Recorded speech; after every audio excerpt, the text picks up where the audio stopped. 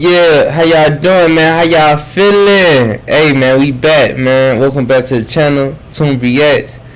Hey, man, we about to watch a little educational video, you know what I'm saying? Asking billionaires how they got rich, you know. This is a little something, man, a little motivation for y'all. But yeah, man. Football team? What team? Y'all hit that like button, y'all hit the subscribe button. H-Town, baby. What was the most amount of money that you ever made in a single year? Oh, 12 million. Let's put it this way. My company will do $300 million this year. Excuse me, sir. 300 million. Is this your G-Wagon? Yes, it is. And what do you do for living out here in Houston, Texas to be able to afford a G-Wagon? Ooh, he got What's orange the most amount of money that you interior. ever made in a single year? $6 million a year. How can somebody own a Ferrari in 2024? Two simple things. Number one, Houston, Texas is the number 8 city in the entire world with the most millionaires. And today we're in the wealthiest part of Houston, Texas, River Oaks, to go around asking multi-millionaires and billionaires how they became wealthy and how you can start your path to becoming financially free in 2024. So with that being said, let's get this video on the way. Nah, boy, he be having some nice little videos. He always, you know, got videos like this, talking to the millionaires and billionaires, putting people on game, Sir, man. question for you, sir. Have you ever been broke before? oh man, I ain't getting on the interview, man. Real quick, He said, I ain't getting on the interview, Texas, man. Texas. I'm Just good, bro. 2 questions on advice for the younger generation. I'm good. Have a good one, man. Can't get everybody, man, but like I always say, every no is a step closer to a yes, so we're just gonna go get this next one out here in Houston, Texas. Come on. Question for you. Is this your Lamborghini? Yeah. Are you a business owner by any chance? Yeah, I own a med spa. I work for oil and gas. Yeah? Could I interview you real quick? I go all over the country just asking business owners their advice to young entrepreneurs. I have a channel with over 5 million followers. Could I ask you just a couple quick questions? Is that cool? No, not today. Just 2 quick questions then? Not today. I'm sorry. Excuse me, sir. Yes, he's like, Question for bitch, I you. gotta Yes, sir. go. Have you ever been broke before? Oh God, yeah. Yeah? Yeah. And what do you do for living out here in I Houston, own Texas? a restaurant, Fiery, right around Yeah? the corner. Restaurant business is very competitive. What do you do to stand out against 99% of the hospitality business? Come on, you're asking secret questions here. Yeah? I started the channel in Austin, Texas. I grew it to 5 million followers just asking business owners their best advice to young entrepreneurs. Could I get just 1 or 2 minutes I'm of your not time? young. I'm 72 years old. And I want your advice for the younger generation of business owners. I've interviewed Mark Cuban, president of Nike, CEO of Frito-Lay. Just a couple quick questions. Be fearless. Be fearless. Is fear the biggest killer of most businesses in today's world? Don't be afraid to fail. What's the best advice you ever got from a mentor in terms of money or how you were able to make that money work for you? Don't deal drugs. Don't deal drugs. 2 quick last ones for you, real quick, sir. Is that cool? Is that okay? Yeah, what? Is that fine? So what kind of restaurants do you own? I own this restaurant right there, Barry. It's right across the street. It's Italian. Across all your businesses, what's the biggest you ever had in business? What's the most you made in a year in terms of revenue? Oh, 12 million. $12 million? Okay, last one for you right here, right here. How did you scale from 7 to 8 figures? It's hard to scale businesses. What'd you do to go from 7 to 8 figures? Just have a good product. Have a good product. How did you find a winning product though? That's enough. He said, nigga, I'm Alright, telling you guys, too they much. got some moguls out in Houston, Texas, but it's very hard to get a couple minutes of these people's time. These are very high net worth individuals, but all you can do is kind of keep prying and keep going until you find one of those yeses. And we're gonna drop some great game in one of these interviews. We just gotta go find it and keep it rolling, man. Come on. Is this your G-Wagon? Yeah. What do you do for a living out in Yeah. Houston, Texas to be able to afford a G-Wagon? Sorry? What do you do for a living out in Houston, Texas? Work hard. What industry are you in? Football. What are you doing exactly? Own a football team. What team? Houston Texans. You own the Houston Texans. H-Town, baby. And how long have you been a business owner? Ace time. We've had the Texans for 20 plus years. Over the 20 plus years you've been a business owner, what's the greatest lesson that you've learned about entrepreneurship? Never quit. How did you break into the National Football League, man? It's very competitive to try to get into that business. How did you break in and ultimately work your way up to be able to own a team? What did it take? Oh, well, we were very successful in another business. What business? And then sold it, the power industry, sold it. And then my dad actually bought the Texans as a franchise expansion. Back in '02 was our first year. What was the best advice that you ever got from a mentor? Conserve your cash. Now, did you have to borrow money to start and grow businesses or like There was leverage involved. And then opportunities happen. You hopefully have some cash, you can take advantage of them. how old are you now? I am 63, but don't tell anyone. Are you a billionaire? I haven't added it up. You're probably a billionaire though. And any negotiation advice? Somebody, they struggle to close deals in business. You've negotiated some massive deals. What's the secret to negotiating? You want to do it, but not that bad. What do you mean by that? You got to be able to walk away or You what? gotta be able to walk away. At the same time, you're going to be able to want to do it. Absolutely. Thank you, sir. I Good luck, appreciate guys. you. Thank you. Hard Knocks family. We just interviewed the owner of the Houston Texans. That guy the is Houston more than likely Texans. a billionaire. And we just caught him getting out of the G-Wagon, going to his appointment at the Rolex store. But what did he say was the best advice he'd give to any business owner in today's world? Never, ever quit. Right when people are on the brink of achieving their greatest dreams and the greatest goals that they have, they give up right before it all happens. Never give up on your dreams, guys. And you can interview people like the owner of the Houston Texans. Crazy interview. Nah, for sure, y'all. Like, don't give up, man. Like, I'm talking about, it'd be a lot of times where it's gonna be a lot of rainy nights, cold nights, man. You gotta keep going, man. You gotta keep it going, man. Like, if nobody gonna invest and believe into you, it's gonna be yourself, man. So you definitely don't give up.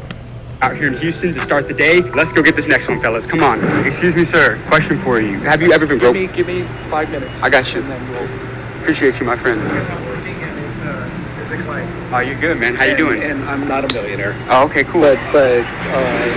So I work at the jewelry store, and you pass by, and somebody actually recognized you. You were like, "Oh, that's a influencer." Oh, nice. That's kind of fun. Sadly, I'm not a millionaire yet, but I'm working at it. Nice. So you never know. Absolutely. Have you found a bunch of millionaires in the district? Man, I don't know Houston.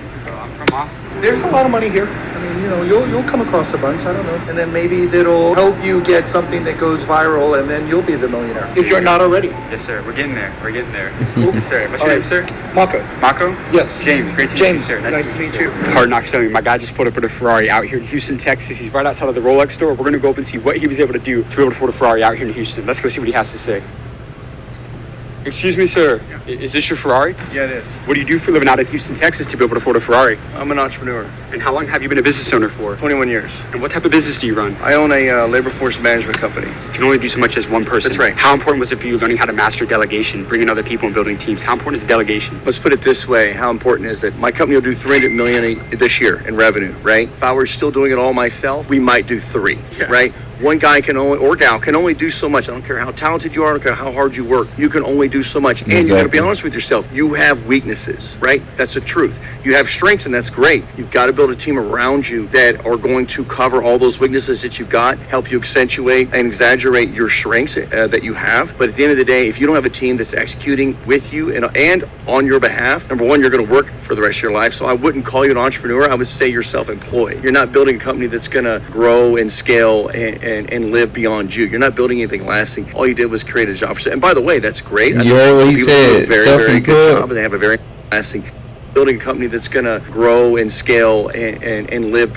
I would say you're self-employed. You're not building a company that's going to grow and scale and live beyond you. You're not building anything lasting. All you did was create a job for. And by the way, that's great. I know some people that do a very, very good job and they have a very nice living doing just that. But if you're going to be an entrepreneur, if you're really going to build a business, which I think is create something that lives beyond any one person, you got to know how to motivate and inspire a team around you. You got to stop being an employee entrepreneur. A lot of people, they work in the business. Yeah.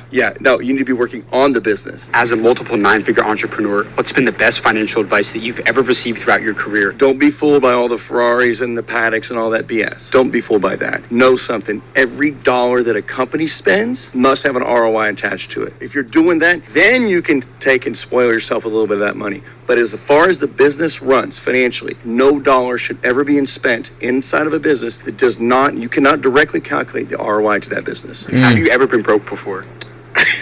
I think every entrepreneur has been broke before, 100%. By the way, there was a point in time, I'll never forget this. I'd actually made about $3 million that year. I think I was 28 years old. Every dollar that I made had to stay in the company, but yet I had to pay income taxes on that money. So I owed like $950,000 in income taxes on that money. And I had like $10,000 in the bank in my personal account. So yeah, I was definitely broke growing up for sure. And I'm proud of that because I think had I not gone through that path and growing up that way, I don't think I would have understood the way I do. I don't think I would have had the grit, desire, and perseverance that I have today. So that's easy to talk about. What people don't really understand is that you can make a lot of money as an entrepreneur on paper and be broke financially, personally, because every dollar that you're making, if you're doing the right thing, it's got to stay in that company to be able to grow it. It takes money to make money, like I said. How did you get the money to start your business? Like, did you have a lot of money when you started? No, we had no money. So you have to beg, borrow, and steal when you're starting it out, right? Especially when you have no money. So, I mean, you're literally winging it, robbing from Paul to pay Peter, trying to grow it, trying to find just enough money to cover your expenses to get through each month and then build up those retained earnings. So, I mean, we had to take out high interest loans. I call it loan shark money back then, but it was like you're factoring your invoices. It's like 21% interest rate. It's horrible. It's absolutely horrible. But I'm actually really glad I did it that way. I started out that way and I had to pay those absurd interest rates because it forced me to have the discipline to not take the money out of the business. So every week that the company made profit, I'd leave that profit in. That means next week, that's a little bit less I had to borrow, and a little bit less, and a little bit less. And then you look up, 18 months, 2 years later,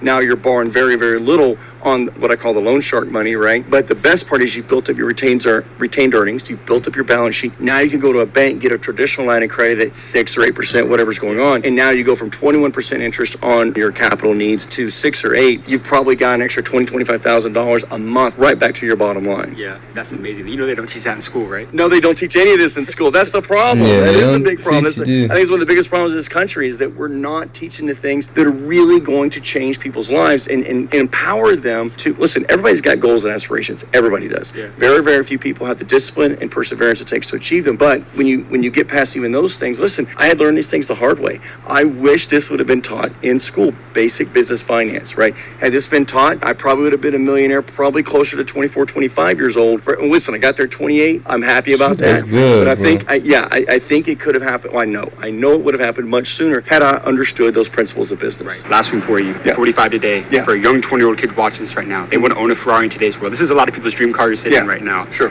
How can somebody own a Ferrari in 2024? Two simple things. Number one, find something you're truly passionate about. Everything else after that is secondary. You've got to be passionate about it. That's number one. Number two, you just don't ever quit. I tell people all the time, I wasn't always the smartest person in the room. I was just the SOB that refused to quit. I love it. Thank you so much for your My time. pleasure. You hear everybody saying the same thing. Hard Knocks Don't family, quit. we're on the way to go get our next interview right now, but I've got a very special announcement to make. Last week, we just Don't launched quit. our official entrepreneur community, otherwise known as the School of Mentors. Inside of this community, I'm hosting a live call every single week with the multimillionaires and And we billionaires said, that you see us interview find every week one on the thing channel. and go You'll be able to hard ask on them it. questions about your career, Whatever your you life, and your passionate about, business. man, You're go also going to get access to 100%. exclusive masterclasses I've been filming For with the sure. most successful business owners in the entire world. You do not want to miss out on any of this. So click the link down in the description of this video to join the School of Mentors today. We'll see you on the inside. But with that being said, let's go get this next interview. Excuse me, sir. Question for you. Is this your G-Wagon? Yes, it is. And what do you do for a living out here in Houston, Texas to be able to afford a G-Wagon? I'm a doctor. How long have you been a doctor for? 30 years. What type of medicine do you practice in? I'm a lung specialist and ICU specialist. Yeah, You own your own getting practice, sick, sir? man. Yes, I do. Over these 30 years, especially as a Lung business owner, what's specialist. been the most amount of money that you've ever made in a single year? Well, the business is different than the medicine. So medicine is probably $700,000. How about for the business? The business is a big business, so that's $6 million a year. $6 million. Was it all worth it going through all that school? Absolutely. It's Why always is worth that? it. I always tell my kids if I go back, I Look wouldn't at the change anything. barbers. What did you have to sacrifice on the way, though? Time and time with my wife. So Yeah. and the kids. Yeah. But it's worth it. The kids are good. How old are you today? I'm 54 years of age. People that are pursuing medicine, what's the most common mistake that you see new doctors make? I think the when they're coming doctor's biggest mistake, they don't learn the business of medicine. I don't mean it as a money, but meaning when you are taking care of patients, you want to do it the most efficient way. And if you're in private practice, you want to do it so you could stay afloat. Because if you don't do the right job, money is not important to doctors,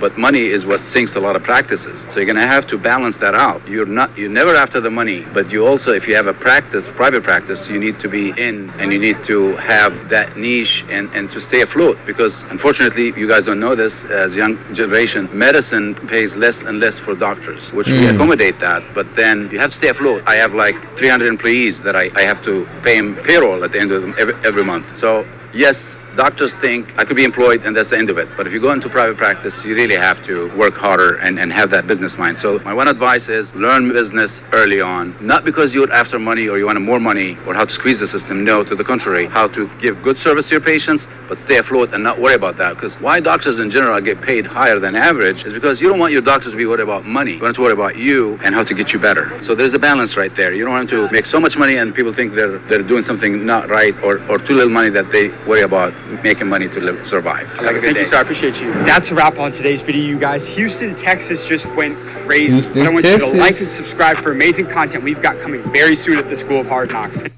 Yeah, man. Shit. Y'all hear it. This little motivation, man, for y'all for the day, man. Like, don't stop. Don't quit, man. Believe in yourself. Invest into yourself, man. You know what I'm saying? Shit, you got to, man. That's the only way. Just keep doing it. Everybody got the same 24 hours in the day, man. Just keep staying hard, staying dedicated, and you already know. But yeah, man, y'all hit that like button. Y'all hit the subscribe button. Yeah, man, y'all leave a comment, man. Y'all let me know how y'all like that. You know what I mean? But yeah, man, y'all stay in tune, man. Y'all know what it is, man. Shout out to the family, I.F.Os. And yeah, we be back. Out.